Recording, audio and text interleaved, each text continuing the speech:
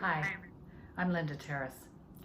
As an observer of organizational life and a student of leadership and team effectiveness, I'm watching with interest how leaders and teams that I work with are surviving and even thriving at a time when isolation and disruption are threats to great team function. For me, it seems to come down to three questions. Are the team fundamentals solid? How well does the team manage performance feedback? And how do we as leaders invite feedback as a means to learn, grow, and improve our effectiveness of our organizations? Question one, are your team fundamentals solid? Even if your team has an existing team charter and have established norms about how you work together, those rules of engagement might be right out the window. They might not work very well right now. And if you haven't taken time to talk with your team about what works well and doesn't work well inside your meetings, this seems like such a natural conversation to have right now. I suspect it would be really welcome if you as a leader were to invite your team into an online meeting and open the discussion. Given the challenges we're facing right now, how do we need to work together? What should we stop doing, start doing, continue doing in this new environment? Are the decision-making structures clear? And do they still work? What decisions need to be elevated in the organization? And where do people need to just get on with it?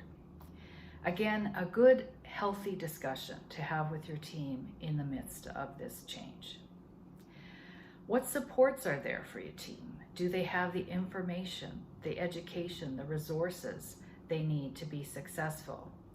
Sometimes these circumstances mean putting in place new reports to bring information more readily, or bringing in outside resources to help the team learn new knowledge and new practices that will support them as they face new and uncertain circumstances. Question number two. How do you need to up your game in terms of performance feedback and coaching? Years ago, I brought Mark Colgate in from the University of Victoria to work with my team on a service improvement project. And he taught us a concept which I find myself sharing all the time with my clients. Mark calls it tight, loose, tight. And it works like this. First of all, be tight on the front end. Make sure that your team has set clear goals and they are clear on your expectations for them. Take time to discuss how these goals will be measured. How will you know that you're on track? And how will you know when you've actually achieved what you set out to achieve?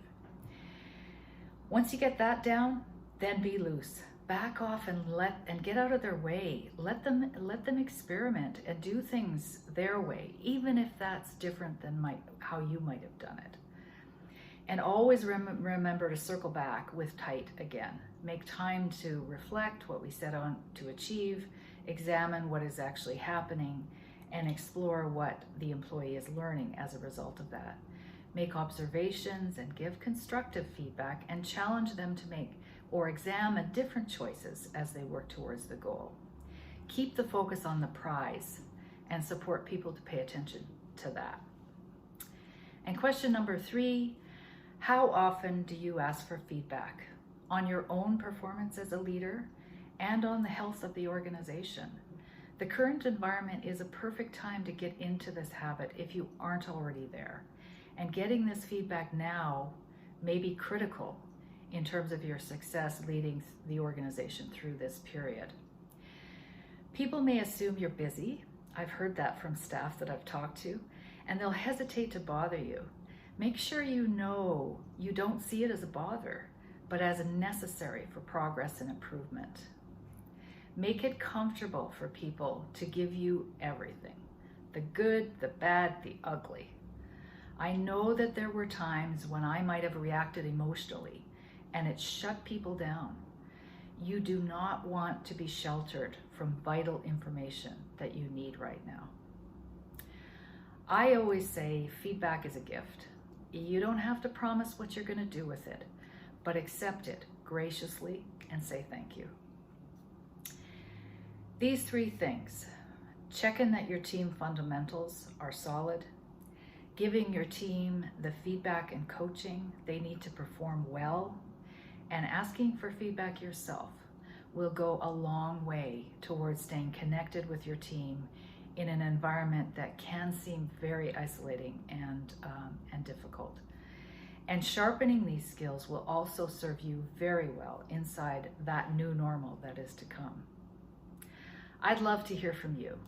How are you staying connected to your team in these times? Leave your thoughts below. I'd love to engage with you on that. And as always, be well, and we'll see you next time.